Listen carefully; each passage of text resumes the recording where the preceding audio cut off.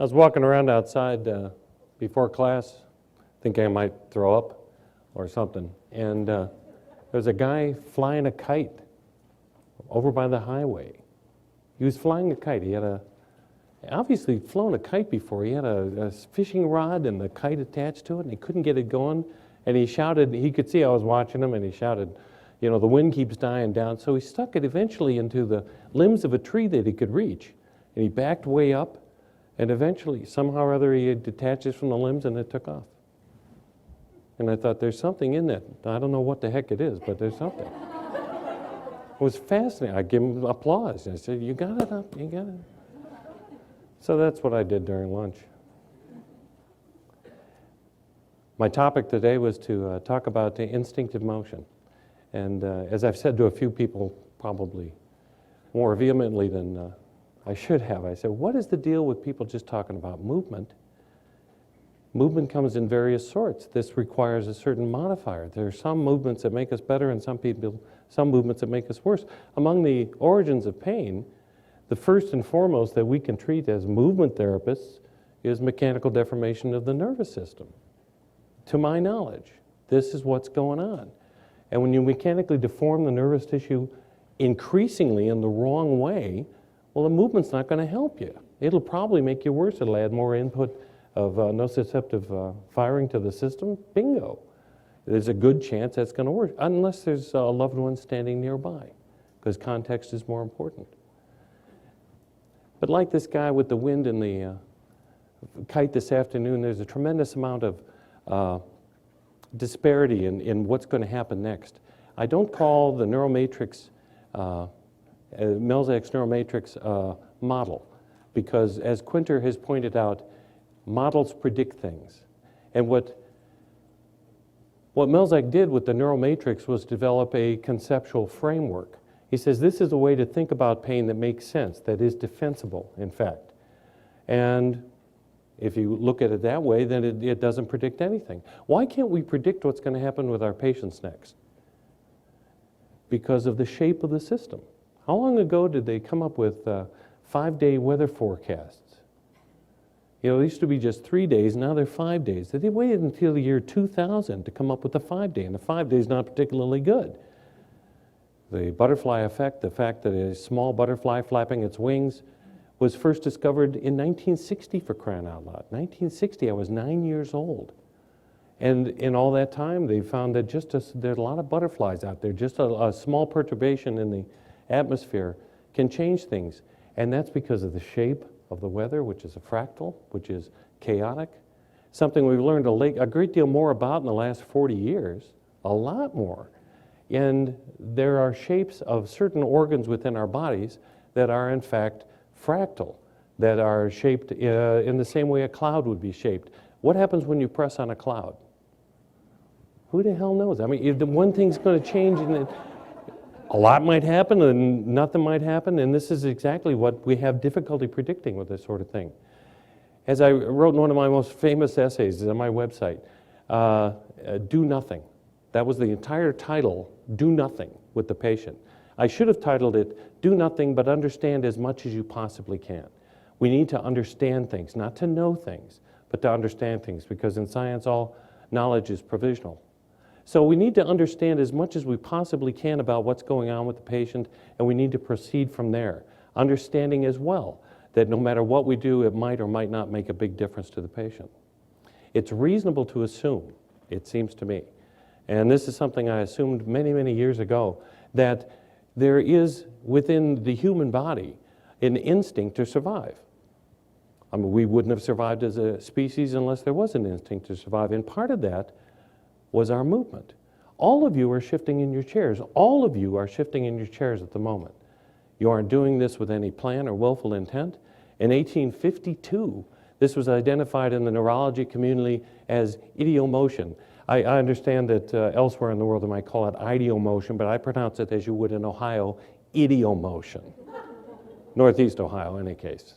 That's what I started calling it, and I wrote a series of essays titled, Id as an Idiot, and it wouldn't have, you don't call them idiots. So it seems to me that using this particular instinct to correct, to reduce the mechanical deformation in the system, is a reasonable way to proceed with the patient whenever you possibly can.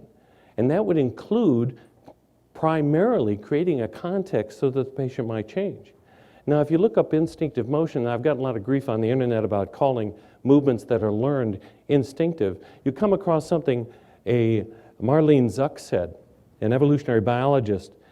This is a misunderstanding, whether something is instinctive or learned, because all traits, all the time, are the result of input from the genes and input from the environment. Marlene Zuck said that. She's an evolutionary biologist, which means she's really smart, and the University of Minnesota is in the Big Ten. So I figure this must be, a reasonable thing. I know my remote's up here. See how seamless this is? Where's the remote?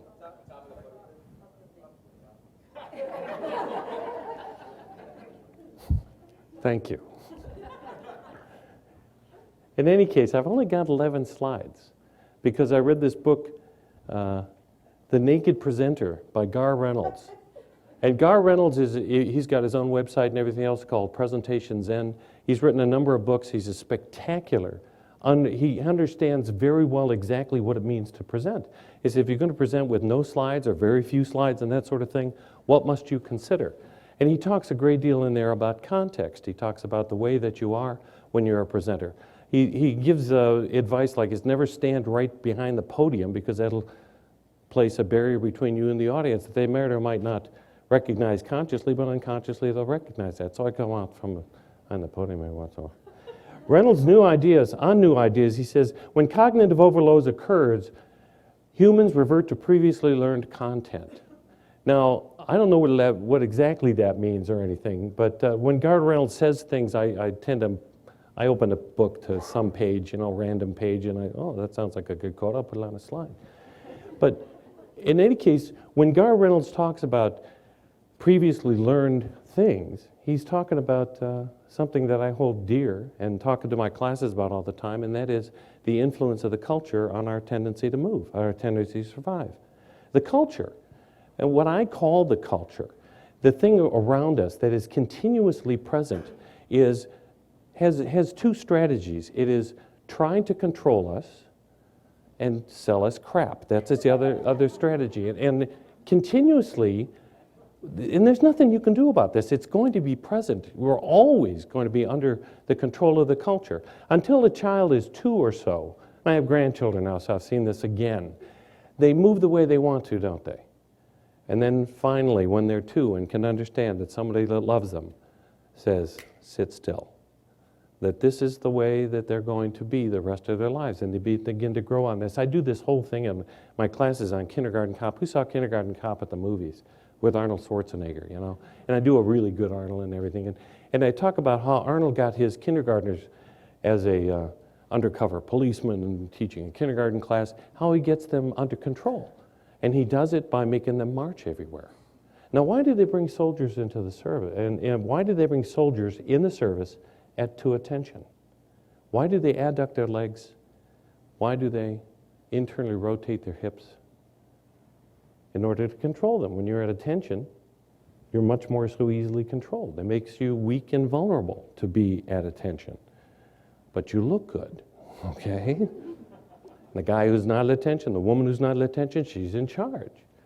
But is the culture interested in controlling you? Absolutely, that's one of its primary strategies. And I think that in our patients with pain, quite commonly, we see that they have to behave in some countercultural fashion. They have to step out of the culture, they have to come out of attention in order to get better. This means we need to enhance their idiomotoric activity, their ability to move in their chair or wherever they are so that they reduce the mechanical deformation in the nervous tissue. To me, this is kind of a no-brainer. It's not rocket science by any means. Why are you shifting in your chair? In order to bring blood flow back to the nervous tissue.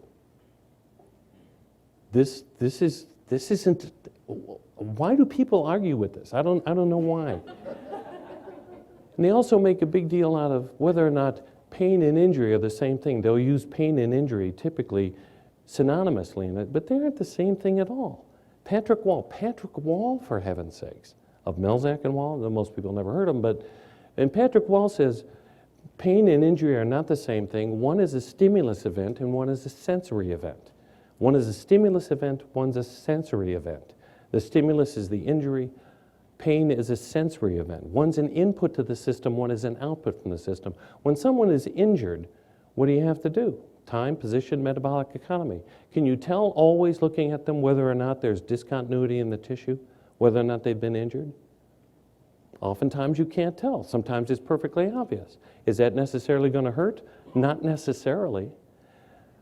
John Ware, I mentioned Kevin Ware earlier. This is the fellow who shot the jump shot in the semifinals of the NCAA championship a couple of years ago playing basketball, and he had a complex fracture. His tibia and fibula both exited the skin, and they showed the way the audience reacted and the millions of people watching this thing on TV. And Kevin Ware himself said repeatedly, it didn't hurt. It didn't hurt. He never experienced any pain from this. Was he injured? I think so.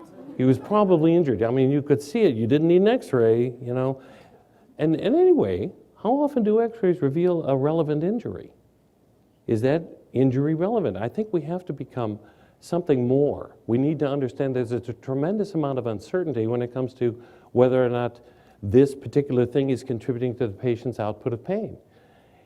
It seems to me that enhancing their instinctive movement toward correction, their movement toward correction, is a really important thing. And how do you do that? Well, you're nice to people, first of all. You don't threaten them. He was Anzio Beach, World War II. Your patients will know about this. They'll know about the war and that sort of thing. You may not know about this stuff if you're young enough. In any case, it was this big war in the 40s, you know, World War II. And a lot of soldiers went on to Anzio Beach where the Germans were waiting on the coast of Italy in 1943, and they were injured horribly, losing limbs, big gaping wounds. And they would, one after another, go down, the survivors would be taken down the road to where a fellow named Beecher was working. And Beecher, the field hospital physician, would ask one soldier after another if they wanted morphine. You want some morphine? No, doc, I don't hurt. And Beecher spent the rest of his career trying to figure out why these people didn't hurt, even though they were obviously horribly injured. Why didn't they hurt? We came to understand, looking at neuroscience, that pain was primarily within the context of threat. That when there was a threat present, these people hurt. And for these men, it wasn't the injury that was threatening, it was the beach. Take the beach away, take the pain away. Now, within a day, the context changes. They start taking morphine as they need. Still, they don't take as much as a regular civilian would for various and sundry reasons. But it all has to do with context, what they think is going to happen next. And it would seem to me that as soon as you possibly can, you begin to enhance the patient's survival ability. As movement therapists, and that includes everybody in this room, we need to enhance their instinctive movement toward correction. And that's just one part of the care that you have to provide them. Providing that can make a big difference to people. And that means, first and foremost, you do not threaten them. That's why I tie my tie so carefully in the morning. I tell you, half my patients get better because I got a nice tie on. It's got nothing to do with anything else. So the instinct I want to talk about is self-correction. I'll say to my patients, if I were to twist your finger and then say to you, what have I got to do to help you? What would you say to me? Stop twisting my finger. Let go. Get the hell out of the way. Let go of my finger. And when someone says that, and they don't ask me to untwist their finger for them. They're self-corrective and they know it. They know if I get out of the way, they'll correct their own finger. Do you think self-correction stops here? It extends all the way through the body. But Arnold Schwarzenegger lives here, okay? The Terminator, the Governator. He lives here, and they don't want to move any other part of their body because that's a countercultural maneuver. I've always said the artist is the easiest person to treat because they're used to moving counterculturally. They're used to moving counterculturally and trusting themselves. How many artists make money?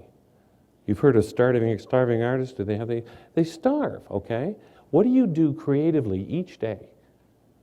Any chance you get that doesn't make you any money, there's your art, okay? And I've asked many, many classes this, and most of the people in the class have stopped doing anything creative whatsoever. And the therapy I have to offer them that is different from something that Diane would offer, which is what I would certainly recommend, is first of all, let's overcome your fear of doing things that are countercultural. Let yourself move in the fashion that you want to. This is the way I want to move right now. And I dose myself with that kind of motion. Am I mobilizing my nervous tissue? Well, of course I am. Is it happening without plan and willful intent? Of course it is. Understanding that the unconscious will drive you in the right direction, not just initially, but always, is a really important thing. Are we not looking at neuroscience? Are we not increasingly aware of the fact that the unconscious drives our behavior the vast majority of the time? Increasingly, didn't Leibniz studies indicate that before you even reached for something, you'd already made the decision to do so, that preceded the muscular activity? And people don't want to pay attention to this sort of thing, but that's very true. I often go to the movies and television to use analogies for my patients. Remember Leonardo DiCaprio in Titanic? Everybody saw Titanic, good Lord, oh God. You know, and he stands at the front of this gigantic steamship and shouts, "I am king of the world."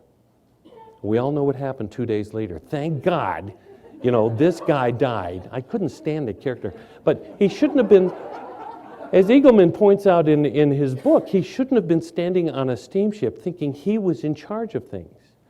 It was the engine that was driving things. It was the unconscious that was driving things. He had nothing to do with the ship going across the ocean. He had nothing to do with it. It's really important that our patients begin to understand that their unconsciously devoted motion, that which they do counterculturally, is remarkably corrective. And there is a way for the therapist to be with the patient in a fashion that enhances this. First thing you do is you walk in the room and you don't threaten the patient. The other therapist might threaten the daylights out of them, but they're always glad to see you because you're not going to threaten them. In my own case, and it is kind of peculiar to me, I'm a big guy and I'm wearing a tie so I look like they're not going to like me right off the bat. And then I act real nice. It's a very surreal experience for the patient. They don't forget such things. It's like watching one of those really big guys in Hawaii play a ukulele, you know. You never forget this image. You always see it. And that's what surrealism is all about. And I love surrealistic art. You know, I've got a lot of Dali's books, and my twin, sends me all this stuff about Salvador Dali because he put disparate images together, and quite commonly in therapy, that's not a bad idea. You begin to recognize these things. I went into therapy not because I wanted to help others. I did not go into therapy because I wanted to help others, although that's a commonly used ploy at every employment interview. Oh, I want to help others. I just want to help others.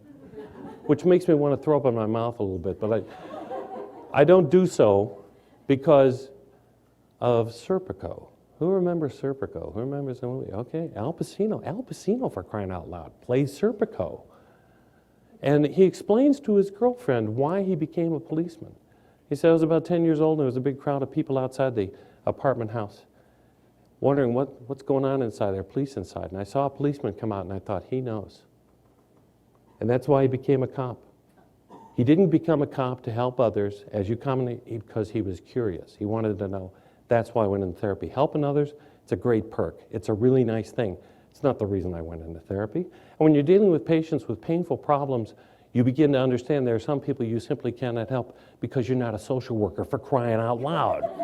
You're not a social worker. You can't solve all of these problems. I mean, it's as if nobody watched Maury Povich or the Jerry Springer show. Good Lord, you know, society is terrible. It can be terrible. And thank God I don't have to solve those problems. But as a physical therapist, I understand that there are 4 origins to pain: mechanical deformation, chemical irritation, deafferentiation, which is changing the nerve itself, and central sensitization. There are 4 origins. There are all kinds of causes. Anytime I see the word cause, I begin to wonder, what is this person, why are they using that word? All it does is confuse us. All it does is confuse us. One of the questions I saw earlier on some online forum of me is, what do you do with the source of the pain? Source is another one of those words that makes me want to throw up. And we don't know. But isn't all pain neurogenic? Am I wrong about that? All pain is neurogenic. All pain is nerve. Take it to the bank. Who said that? David Butler said that a long time ago. When he first wrote his book in 1990, I began to course. That's when you had to go down to the post office and mail a letter, But I began to correspond with David Butler at that time, and I found out, this and that about him. I've met him several times because he's exactly right. So we're self-corrective, but like water to a fish, the culture around us is continuously present and it keeps us alive. There are, what's the first song in Fiddler on the Roof? It's tradition, tradition. And yet a lot of people will say, if I were a rich man. Now what's that say about the culture that they think that's the first song? It's interesting to me. Well, it's interesting to me. I don't know if it's interesting. But the fact is, tradition and coming away from your traditions is an extremely difficult thing to do. Anytime we in therapy try to change the culture so that the patient will be better, in our estimation, and we can defend such a thing, we've got a huge task. And I think we have a huge task because we're trying to change the culture. In a gathering like this, we are surrounded by people who are struggling to change the culture. We need to understand how powerful a thing that is. It's like water to a fish. And trying to get rid of the way culture affects you is like playing whack-a-mole, for crying out loud. Every time, these things just keep popping up. We need to recognize that it's present. It's neither a good thing nor a bad thing. It's just a thing. And it's huge, and it's remarkably powerful. We need to keep an eye on it as best we possibly can. And the big shifts that you see in the world and that sort of thing are shifts toward and away from older cultures and new traditions and all of this sort of thing. Aren't we in the same battle? We're in the same battle. Are we trying to change the culture of therapy? You're darn right we are. What drives the culture of therapy these days, primarily? Johnny Manziel. So self-correction and its impediments are nearly invisible. And when things are invisible, boy, they're really hard to see. You might want to write that one down. I came up with that the other day. When things are invisible. So you do something like this for your patients, and then you go like that, and there's a card.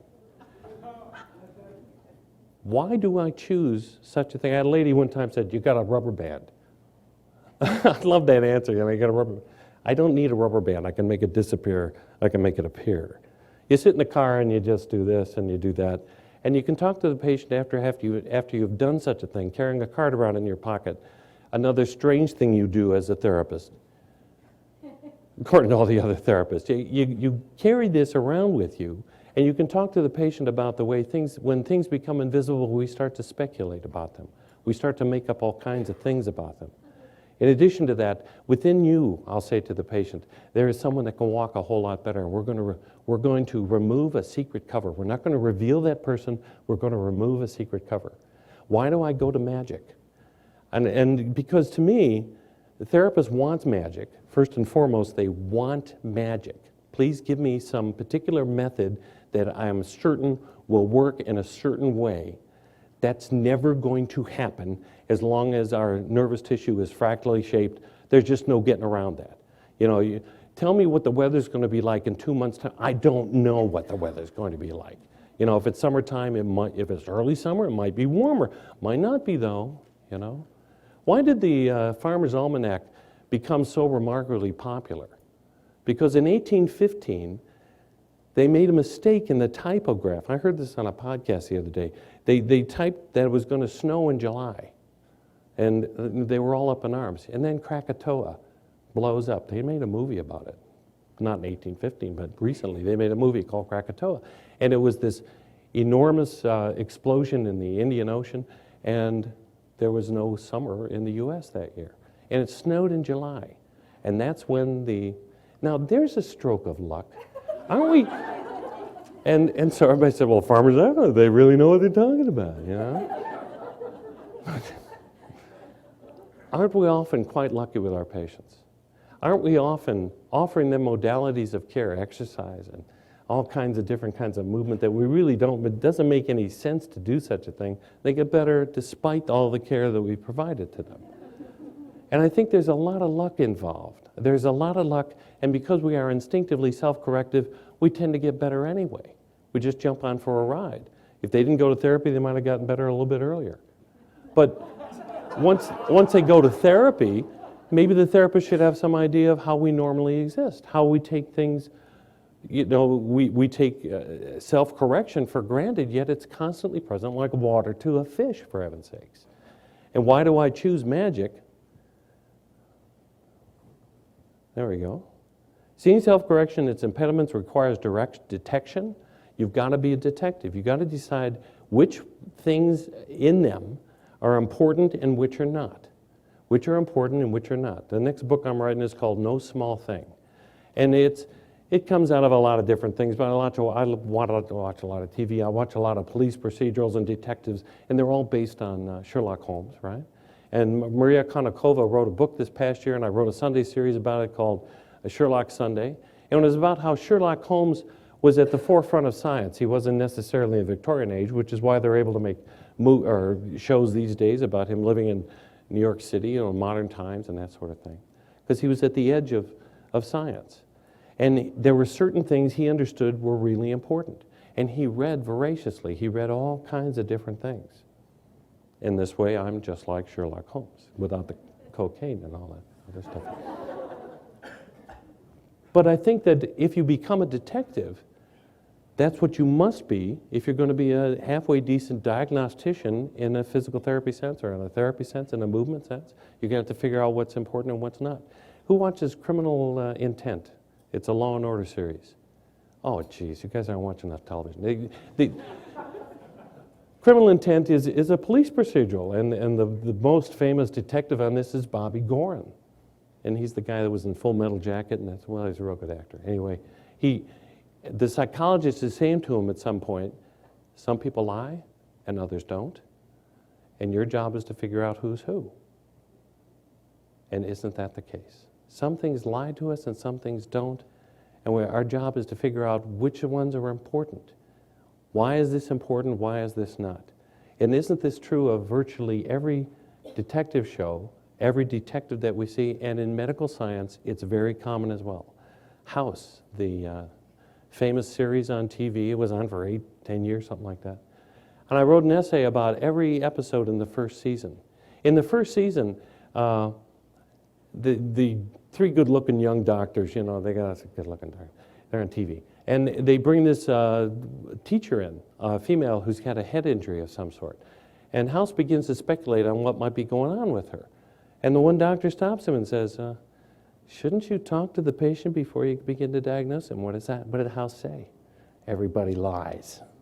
He says, if we don't talk to them, they can't lie to us. And then he said something even more important, and we can't lie to them. And we can't lie to them. House understands that the best you can possibly do within all of the uncertainty that surrounds the diagnosis of the patient is the best that you can do. You have to tell stories of one sort or another. These are, to me, extremely important. You have to tell stories that they can relate to. That's why you have to read all kinds of things. You have to watch a lot of television, which is relatively easy to do, And that will help you. And we live in the age of information, and it's all sitting out there. We become detectives. When we become movement therapists, I don't know about effectiveness. Who knows about effectiveness? You can do all the studies you want to. Is what you're doing sensible? Is this sensible? Are you doing do you know that you can do what you are doing? People who think they're stretching muscular tissue or stretching connective tissue with their hands, that's not sensible because it would violate physical law, for crying out loud, and you have to know what physical law is. Didn't you go to school, for crying out loud? This is, some of the trouble I run into. Therefore, self-correction and its impediments requires detection. There are no quick fixes or secret techniques. That, again, from Gar Reynolds. I really like that.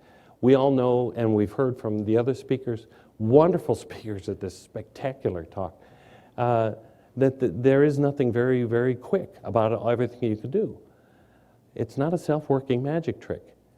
And it took me a long time before I could remove the secret cover, but I sat in the car and I worked it out. I figured, well, I've got to hold it this way, I've got to watch my angles and all this other stuff. That's what performance is all about, and this is what we have to pursue. It's what we must do. It's why we become therapists to a large extent. If you think you become a therapist so that your patients will love you, well, good luck. That makes me want to throw up as well. My patients love me. Hey, my patients love me. Shut up. I don't care. And as far as I know, my patients don't love me all that much, and that's fine. We have to make choices as therapists. When we make choices, I think without thinking about it too much, but I saw this picture on the internet, I thought, I'll put that in there, you know. We make choices between injury and pain. We choose between injury and pain, and or pain. And we need to understand, for crying out loud, that injury and pain are not the same thing. One's a sensory event. I've already gone over this. But when you listen to the media or anybody talk about painful problems, well, so-and-so was, you know, he's talking, some commentator on an NFL program, well, he was dealing with a thigh injury, you know. And what he means is he has thigh pain. Is this guy injured or not? Well, it's hard to tell, isn't it? It's kind of hard to tell. Did you ever see the movie North Dallas 40? Okay. And there's a wide receiver on the team who's got a lot of pain in his hamstring, and Charles Durning is fed up with this guy because he won't play because his hamstring's still bothering him. It's not his hamstring. Hamstrings don't cause pain. All pain is neurogenic. Jesus. And what does Charles Durning say to the guy? You got to figure out, in this league, you got to figure out the difference between injury and pain. I don't know what the hell the difference, you know, how's this football player supposed to figure out this stuff? Not because he's a football player, but he has been hit in the head a few times. And in any case, they get rid of the pain. How do they get rid of the pain? They shot him up, you know. So anytime you do such a thing, things become increasingly confused. That's not necessarily the wrong thing to do, but I'm amazed at the number of athletic trainers out there that sort of thing. They carry on about how wonderful they must be because they're taking care of wonderful athletes. I'm so-and-so's personal trainer, therefore I'm wonderful. What are they talking about? You know, we see patients, I see a lot of patients who are just looking to survive day to day, much less run a marathon the next day. Whether or not your movement of the patient is going to be passive or ideomotive, are you moving the patient passively? Are you just deforming their skin? When I teach, I talk about the cellular biological aspects of the skin, about how when you deform the skin, many, many things happen. Diane knows 10 times more about this than I do. She talks about the firing of the fibers, how the skin is the exposed brain, and that you can't touch somebody even through their clothing, and I tend to work through clothing all the time. I don't take your clothes off, be yourself. It doesn't work out in Ohio. I don't know what the deal is. But I leave their clothing on, and it seems not to get in the way, you know. I've had a couple patients over my 42-year career say, "You didn't even take my clothes off." And I wonder, what do they want? So we need to decide whether or not we're moving the patient passively and whether or not the patient is moving consciously or unconsciously, whether they're moving in a countercultural fashion or are they moving creatively? Are they letting their unconscious drive them toward a reduction in mechanical deformation? If I move my right ankle, and I'm identifying this as movement of the right ankle because you know where my ankle is. And does that change the nervous tissue throughout the body? Of course it does. Of course it does. Of course it does. It doesn't change the fascia here from there, but it changes the nervous tissue. And when a patient cannot tolerate your going, when they can't tolerate being put back on Anzio Beach, for crying out loud, by threatening their system, you work distantly with the patient. I talk to their patients about the things that they can see. When they lie supine, if they're capable of lying supine, and somebody will say, suppose they can't lie supine. Well, then you don't lie them down supine. What the heck kind of stupid question? You come up with another way. But when a patient lies supine, they can see whether or not their hip is an adduction and internal rotation. Who taught us that adduction and internal rotation of the hip would pull the nervous tissue tautly? Alf Brieg, for heaven's sakes. Alf Brieg. It's a way of approaching the patient in a non-threatening fashion. There are Feldenkrais exercises, edge work that you can do to normalize the resting posture of the system and to reduce the mechanical deformation in the system in the very appropriate bit of the patient, their nervous system, which is the whole point of reduction in painful problems, it seems to me. Are we going to stick continuously with the biophysical as opposed to the biopsychosocial shock? That model, that second one out there? If you're thinking in terms of biomechanics, I really think your time has passed. Your time has passed. I heard Lorimer speak on yesterday morning about how we need to talk about our commonalities and how we're not different. And I would agree, you know, with the exception of just 3 of the participants here, we are all of us human. I'll give you a hint. One of those 3 is a speaker at this particular. So, but if we're all human, we're all working towards survival, and what we need to do is to identify that. I will say to my patients who are moving without plan or willful intent, well, if you're dying, you ever been in a situation where you're dying to talk but you don't dare? And some actually think about this. Oh, let me think. Have I ever been dying to talk? Well, of course, if you live a life, you have to, you know, every once in a while you have to shut up. And what will happen is that you'll end up with increased isometric activity within the muscles that drive speech.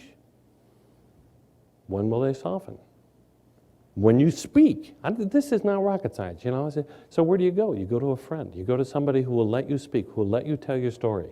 This is sometimes a bartender, sometimes it's a cab driver or something like that. But if they let you talk, if they let you tell your story, you give them a bigger tip. And that's all there is to it. I am going to be a friend, not to the muscles here, because I'm not a social worker, but to the muscles elsewhere in your system. They're contracting isometrically. We need them to contract isotonically, and then there will be a normalization in the activity within the musculature and a mobilization of the nervous tissue, and here we go, you see? All of that, and these analogies are also particularly useful for patients. Nociceptive or painless provocation, you're always thinking in terms of your choreographed movement for the patient. Shall I do something that hurts? If it hurts, I shouldn't do it. Do you ever watch anybody come out of a hammerlock after they've been in a hammerlock for a long time? You know, the younger people don't know what a hammerlock is. Do you realize that? Do you know what a hammerlock was?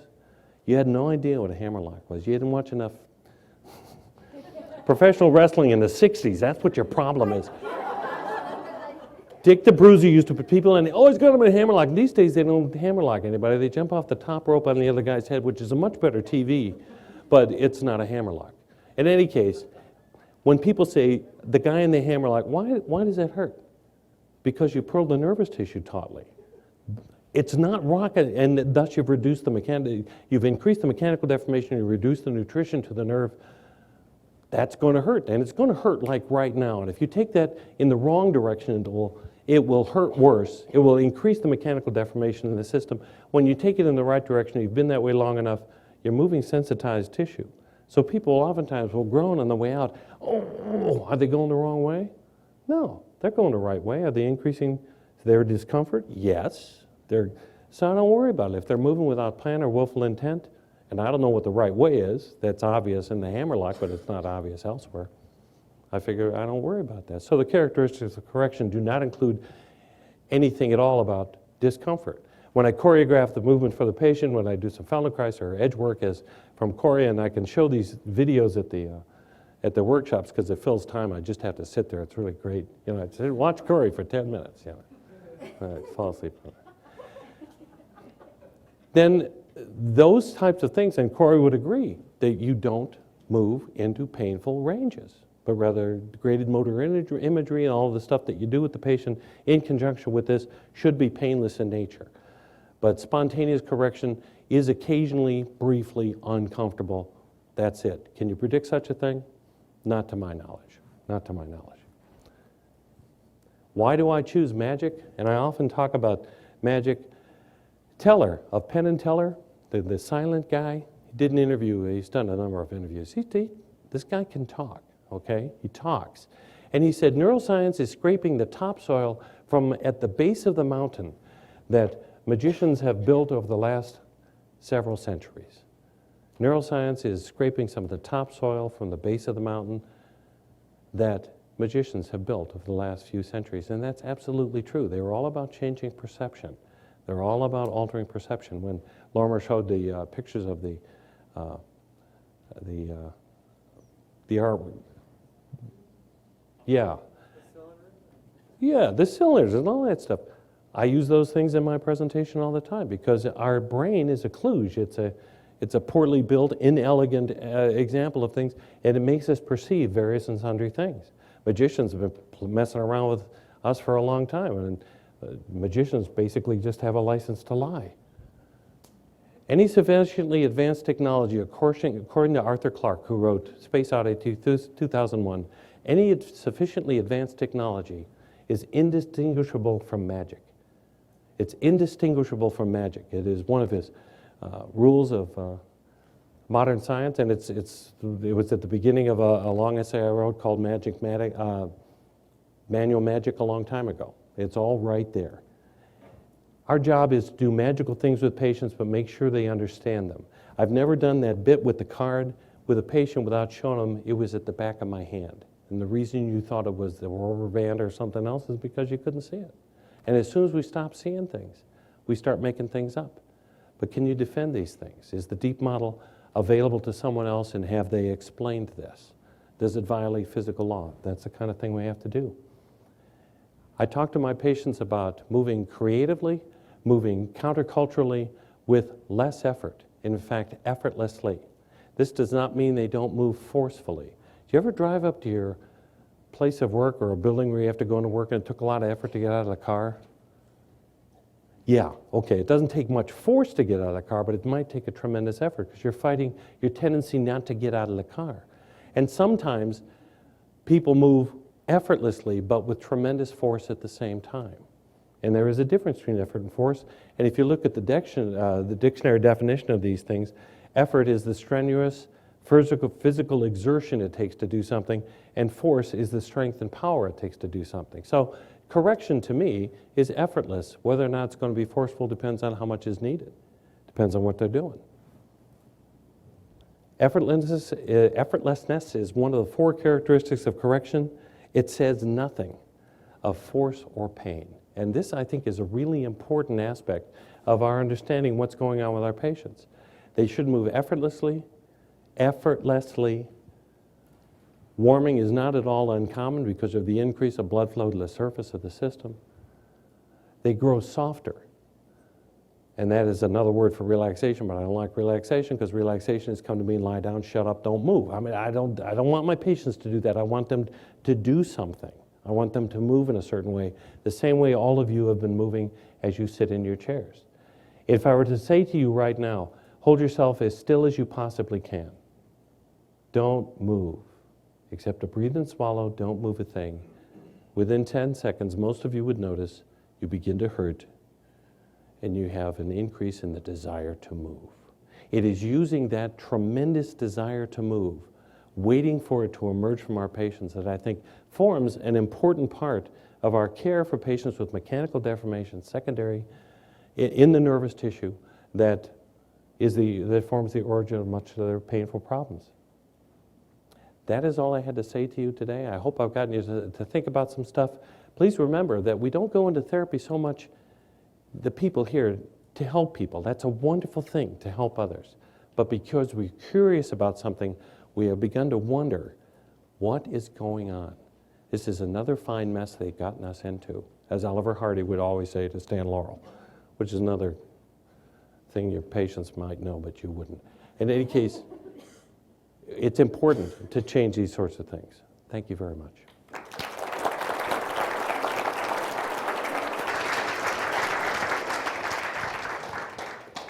So we're going to be taking questions again, and we'll have a microphone that'll be going around in the room in a moment.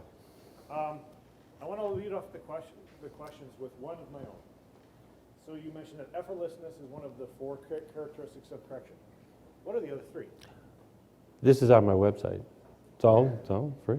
Warmth, softening, which I prefer over relaxation. You're going to get a reduction in muscular activity. Warmth toward the surface, which is an indication that the blood is returning to the surface. If I twist your finger, it'll go white and cold. It's so exciting, you let go, you correct it idiomotorically, and it blushes.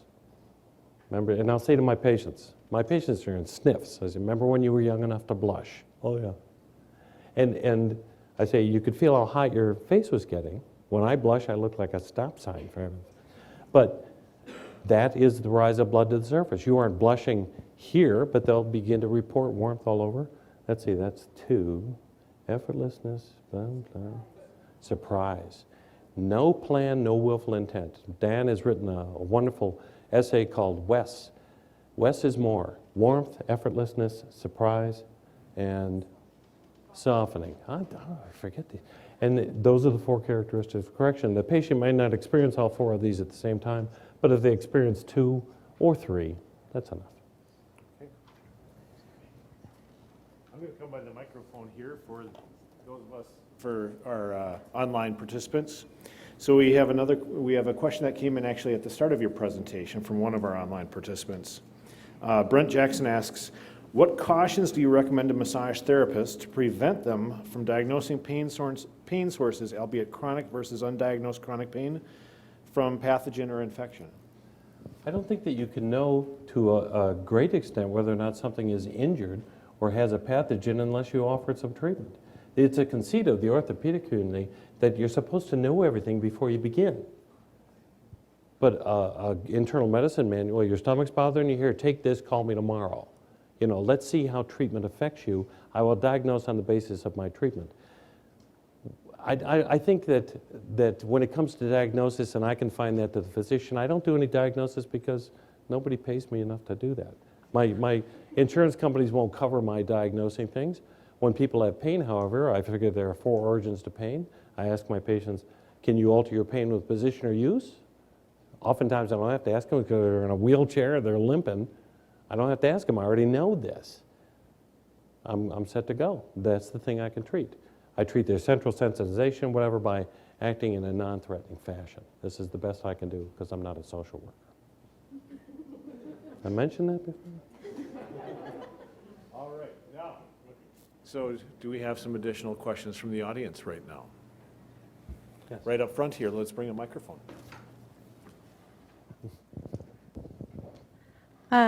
Robin Trachtenberg. I just wanted to ask, what does your physical therapy interaction with your patients look like? Is like once you kind of break down the bridges of, I'm not going to do any magic with you. Touching. Touching. And their movement, which sometimes is not visible to the, but it's palpable. I often use the analogy of poker, which is an increasingly popular pursuit, right? What's the primary skill of the poker player? To see the small motions revealing the thoughts of their opponent. They're called tells in poker, and there are whole books on tells out there, tons of books on tells, videos on tells. When the guy looks away at a certain moment, that means that the timing, all of this. There was a show out there called Poker Dome, where the players were all behind. I watch this like 2 o'clock in the morning. The players are all behind a one-way screen, so they can't see the audience at all, and every card is available. They're all wired and they're available to the audience. But they also put the heart monitors on the poker players, and they'd be like 170, a minute, and the guy's just sitting there like this, which is real healthy. 170 minutes, okay, if you're a young person on a treadmill for a brief period of time, but not if you're just a sitting around guy. That's like this was an advertisement for unhealthy activity. Is poker a painful pursuit? Talk to poker players. It hurts like crazy. It hurts to play well. Many of them suffer horribly because they have not moved any motorically. Why do the massage therapists troop into the poker parlors? I saw this on TV. There was a whole special about it, and I've seen it in casinos, where they troop into the poker parlors and rub the necks and shoulders of the poker players at $100 a pop. Why do they do that? Because there's money available, so there's $100 right there, and they hurt because they have not moved in a fashion. What happens when you're playing poker and you move the way you want to? You start to lose. Okay, so it's a painful pursuit. But so is sitting around in a room like this. It's a painful pursuit. How many of you wanted to stand up after 10 minutes? Yeah. Why didn't you stand up? Culture, because I'm still talking. Because somebody next to you goes, where the hell are you going? Yeah. It drives us all the time, and we see examples of it on candid camera all over the place. We need to break through that. So it doesn't look like I've done much except, and how many of my patients want to be countercultural anyway? Many of them want to be. Many of them want to be. How many in here do something creatively each day? Something unique? That's a small percentage. You see what I mean? Where did that go? When people say gardening relaxes me, do they mean the work of gardening? It doesn't relax me, but When I express myself in my garden through my gardening, then I start to soften. That, we all got ways. Writing relaxes me. Yes?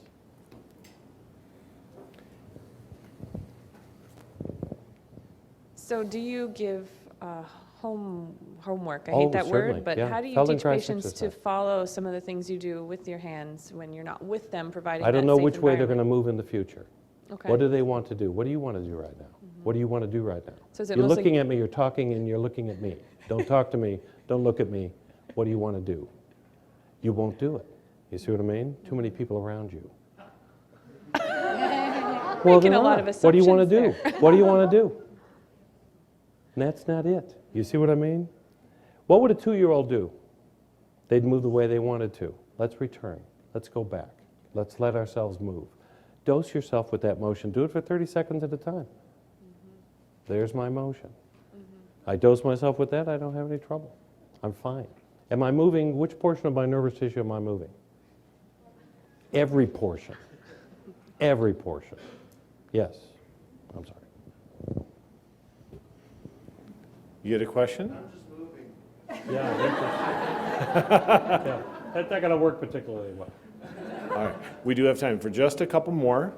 So I've got one up here, up front here. Who else is up? Okay, starting right here. 2 questions.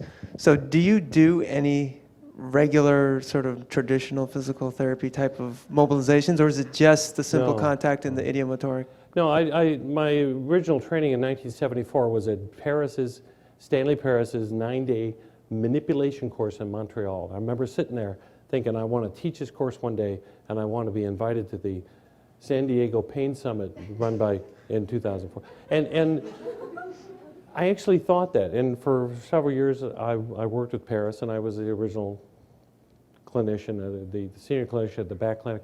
I dropped all of that in about 1980 and just began pursuing what I called inherent motion at the time. Idiomotion, as I came to understand it, existed. Okay, and then several years A few other ago, things happened in there. I missed your workshop in Arizona. I think it was the last time you were out.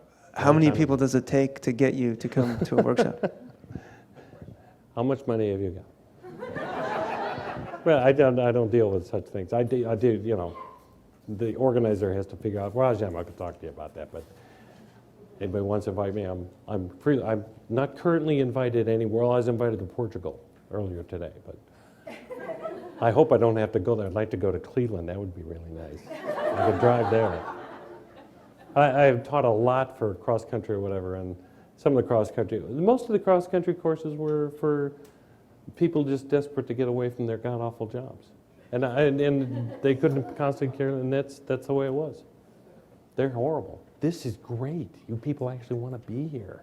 And that's the way it's been the last couple of years. People who actually, therapists who actually want to understand what I've worked in 30 different skilled nursing facilities. That's around a low number. I've worked in more than that.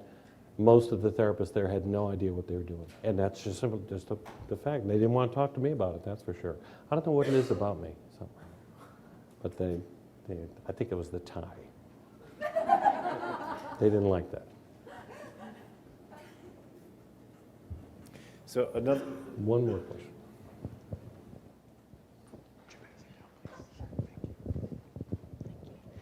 Hi, my name's Connie Posigian. I was wondering, how do you give people the self-confidence to be able to be free to be self-corrective? That can be, it's the most difficult job to get people to be themselves.